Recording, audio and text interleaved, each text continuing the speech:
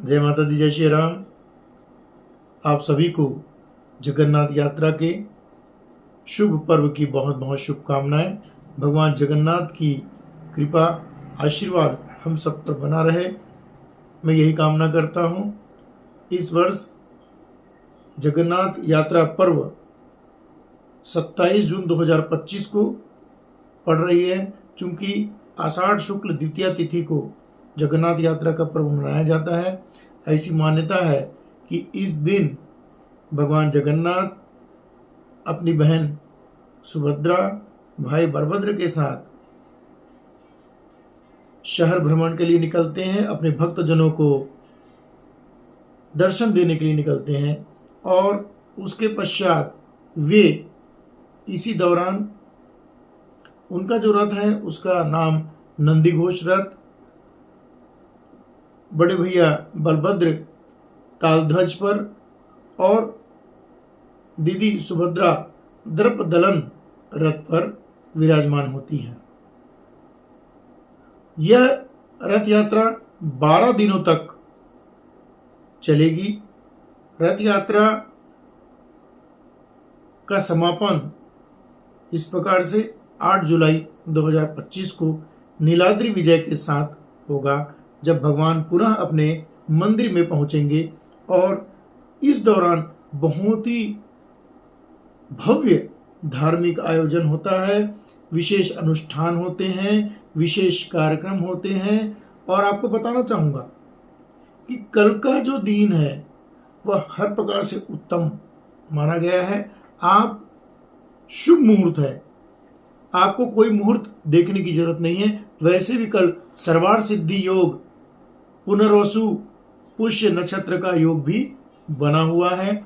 इस प्रकार से यह दिन बहुत ही शुभ है। आप 27 जून 2025 को कोई भी कार्य, शुभ कार्य प्रारंभ कर सकते हैं। और कुछ बातें और है जो इस जगन्नाथ यात्रा पर्व को लेकर है। विशेषकर यह त्यौहार जो है पूरी पीठ में मनाया जाता है। पूरी जो मंदिर है, भगवान जगन्नाथ का धाम है, वहाँ पर मनाया जाता है। और वहाँ पर यात्रा में जो बैठने के पहले वहाँ जो पुरी के राज परिवार से जो राजा होते हैं, ऐसी मान्यता है कि वे भगवान के सिंहासन को सफाई करते हैं, झाड़ू लगाते हैं। और वह जो झाड़ू लगाया जाता है वह सोने के झाड़ू होता है, और जिसे कि हम लोग छेरा पन्हारा कहते हैं। और यह एक प्रथा है जो वर्षों से चली आ रही है। उसके पश्चात भगवान रथ पर सवार होते हैं और रथ यात्रा निकलती है। और पूरे यात्रा के दौरान और विशेष पर्व का आयोजन सनातनी बंधुओं द्वारा होता है। आप सभी से मेरा अनुरोध है कि इन दिनों में आप भगवान की विशेष पूजा अर्चना करें, उनका आशीर्वाद प्राप्त करें। ऐसी मान्यता है कि 5वें दिन जब इस दौरान भगवान अपनी मौसी के यहाँ जाकर रुकते हैं, और जब वह लगातार 4 दिन रुक जाते हैं, 5 दिन हो जाते हैं, और 5वें दिन जब भगवान अपने निवास, कहने का मतलब है कि अपने मंदिर नहीं पहुंचते हैं, तब माँ लक्ष्मी वहाँ पहुंचती हैं। और गुड़ीचा मंदिर जो है उनकी मौसी का निवास, वहाँ पर माँ लक्ष्मी पहुँचती है। और लक्ष्मी जब देखती है महालक्ष्मी, तो वह नाराज होकर फिर से वहाँ पर महालक्ष्मी नाराज हो जाती है। और यह जो पर्व पड़ेगा यह 1 जुलाई मंगलवार को पड़ेगा, जिसको कि हेरा पंचमी भी कहते हैं। उसी प्रकार 4 जुलाई शुक्रवार को गुड़ीचा मंदिर में विशेष दर्शन का आयोजन होता है, जहाँ भगवान अपने भक्तजनों को दर्शन देते हैं, जिसमें कि भगवान जगन्नाथ के अलावा बलभद्र और सुभद्रा माता का भी दर्शन होता है। इसे बहुत ही शुभ माना जाता है। उसी प्रकार 5 जुलाई शनिवार को बहुधा यात्रा होगी, जिसमें भगवान अपने रथों पर सवार होकर जगन्नाथ मंदिर की ओर लौटते हैं और इस वापसी यात्रा को बहुधा यात्रा कहा जाता है।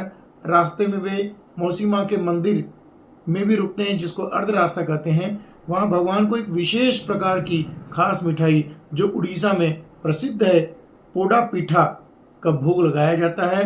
और 6 जुलाई जो कि रविवार का दिन पड़ेगा, उस दिन सुना बेशा है ना, उसको कहा जाता है। इस दिन भगवान जगन्नाथ, बलभद्र और सुभद्रा को स्वर्ण आभूषणों से सजाया जाता है, विशेष साज सज्जा की जाती है और यह अत्यंत ही भव्य होता है। और इस प्रतिरूप को देखने के लिए दुनिया भर से लोग जगन्नाथ धाम पहुंचते हैं, है ना। सुना बेसा का जो पर्व होगा वह 6 जुलाई रविवार को होगा।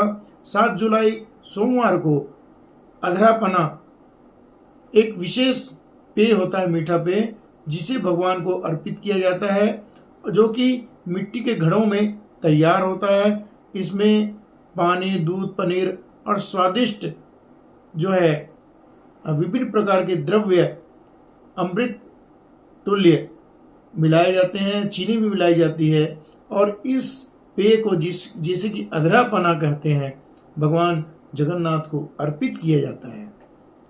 8 जुलाई मंगलवार का दिन होगा, जिस दिन नीलाद्रि विजय जो कि समापन का दिन होगा। इस दिन रथ यात्रा का अंतिम दिन होता है और बहुत ही भावनात्मक होता है।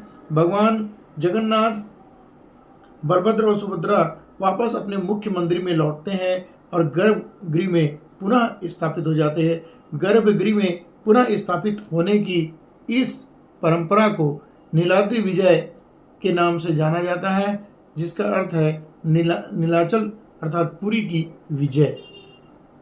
इस प्रकार से जगन्नाथ यात्रा का यह पर्व पूर्ण होता है। आप सभी